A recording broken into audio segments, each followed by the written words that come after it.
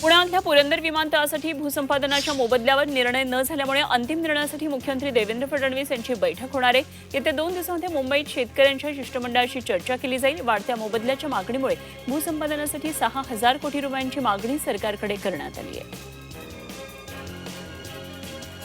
पुण्यामध्ये शिवसेना, ठाकरे पक्ष आणि मनसेची महाराष्ट्र नवनिर्माण सेनेची बैठक झाली। पुणे महानगरपालिका निवडणुकीच्या पार्श्वभूमीवर दोन्ही पक्षाच्या नेत्यांची एकत्रित बैठक झाली आणि यावेळी महानगरपालिका निवडणुकीची चर्चाही झाली। यावेळी दोन्ही पक्षाचे शहर अध्यक्ष, मनसेचे नेते बापू बागसकर आणि वसंत मोरे यांची देखील उपस्थिती होती। ओबीसींचे राजकीय आरक्षण संपवण्याचा प्रयत्न आहे अशी टीका नवनाथ वाघमारे यांनी केली, तर एकनाथ शिंदे यांनी ओबीसींवर अन्याय केला असा गंभीर आरोप वाघमारे यांनी केला। मुंबई मराठी पत्रकार संघाच्या लोणावळ्यातल्या दी गो तेंडुलकर विश्रामधामाच्या नूतनीकरणाचं भूमिपूजन पार पडलं। भाजपचे माजी खासदार रामशेठ ठाकूर यांच्या हस्ते भूमिपूजन करण्यात आलं। यावेळी कामगार नेते महेंद्र शेठ घरत, मुंबई मराठी पत्रकार संघाचे अध्यक्ष संदीप चव्हाण आणि कार्यकारिणीचे इतर सदस्य उपस्थित होते। नाशिकच्या मनमाडमध्ये शिवसेना, उद्धव ठाकरे पक्ष आणि राष्ट्रवादी काँग्रेस पक्ष आक्रमक झाले।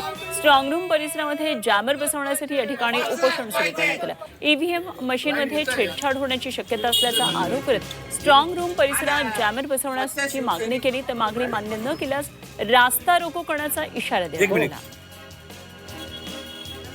पुणे महापालिका निवडणुकीसाठी मनसेकडून इच्छुकांकडून अर्ज मागवण्यात आले। पहिल्याच दिवशी तब्बल 409 अर्ज कार्यकर्त्यांनी घेतले। मनसे आणि शिवसेना, उद्धव ठाकरे पक्षाच्या युतीबाबत चर्चा सुरू असताना मनसेत निवडणूक लढवण्याचा उत्साह वाढला। पुण्यातल्या भोर नगरपालिकेची निवडणूक प्रक्रिया पूर्ण झाल्यानंतर ईव्हीएम मशीन भोरमधल्या कॉलेजच्या स्ट्रॉंग रूममध्ये ठेवण्यात आल्या। कोणताही अनुचित प्रकार घडू नये यासाठी स्ट्रॉंग रूम बाहेर 24 तास पोलीस खडा पहारा देतात। कडाक्याच्या थंडीमध्ये पोलीस शेकोट्यांचा आधार घेत स्ट्रॉंग रूमच्या बाहेर पहारा देतात। येवल्यामध्ये राष्ट्रवादी काँग्रेसला खिंडार पडले। राष्ट्रवादी काँग्रेसचे जिल्हा सरचिटणीस विशाल परदेशींनी शिवसेनेमध्ये प्रवेश केलेला आहे आणि उपमुख्यमंत्री एकनाथ शिंदेंच्या उपस्थितीत नागपूरमध्ये पक्षप्रवेश सोहळा पार पडला।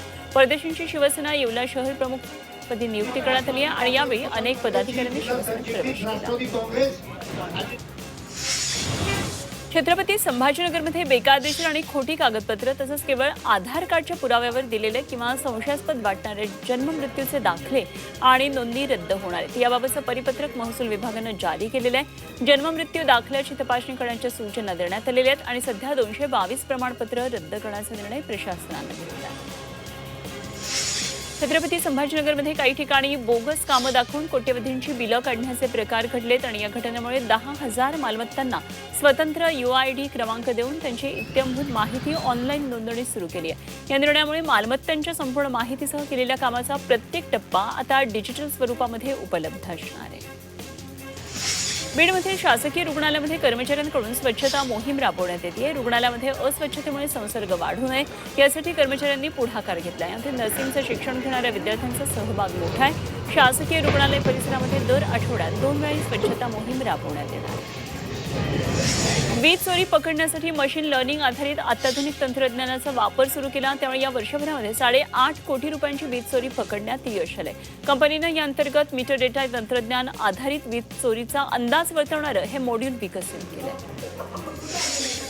महावितरण कंपनीनं 32,000 मेगावॅटहून अधिक वीज खरेदीचा करार केलाय। निविदेद्वारे बाहेरून खरेदीची तयारी महावितरणनं केली आणि यासंबंधी आता महावितरण लवकरच निविदा जाहीर करणार आहे। पंढरपूरमधल्या चंद्रभागा नदी स्वच्छ करण्यासाठी वारकरी शिक्षण संस्थेनं श्रमदान केलं।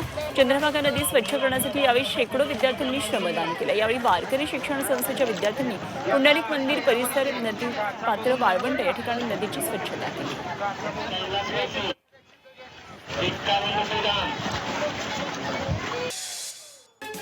अहिल्यानगरची ओळख असलेली ऐतिहासिक माळीवाडा वेस आता पाडणार आहेत। महानगरपालिकेनं वेस पाडण्याचा निर्णय घेतला। या निर्णयाचं माळीवाडा परिसरात शहरातल्या नागरिकांनी स्वागत केलं। यावेळी माळीवाडा वेशीजवळ फटाके फोडत आणि पेढे भरवत आनंद नागरिकांनी साजरा केला।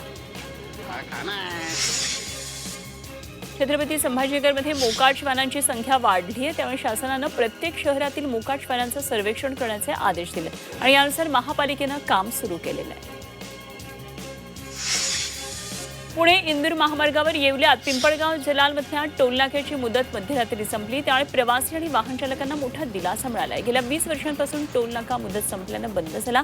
त्याला मुदतवाढ देऊ नये अशी शरद पवारांच्या राष्ट्रवादीची भूमिका होती. सध्या विना टोल प्रवास करता येत असल्यानं वाहन चालकांनी समाधान व्यक्त केलं.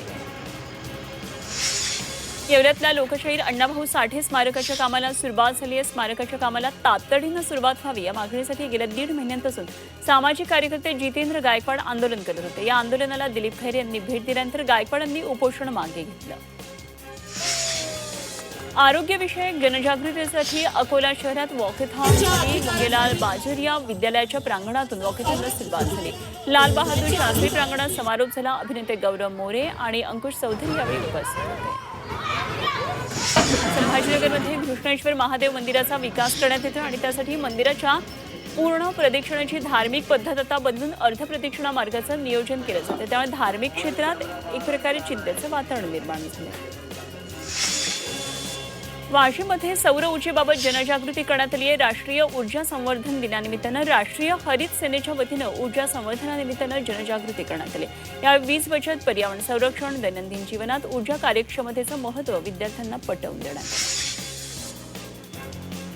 शहापूरमध्ये चिमुकल्यांच्या मिनी मॅरेथॉन स्पर्धेचं आयोजन करण्यात आलं. तर शिवसेना युबीटी पक्षानं मॅरेथॉनचं आयोजन केलं. या मिनी मॅरेथॉनमध्ये 12 शाळांनी सहभाग नोंदवला. 1,500 विद्यार्थ्यांनी सहभाग घेतला. पालकांनी स्पर्धेला उपस्थित राहून चिमुकल्यांचा उत्साह वाढवला.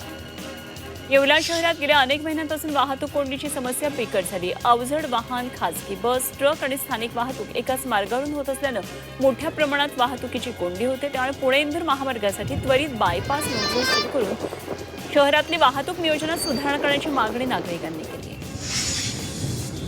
नाशिक जिल्ह्यामध्ये 182 रेशनिंग दुकानांमध्ये शासनाच्या धान्याचा वेळेवर पुरवठा न झाल्यानं मोठा गोंधळ उडाला.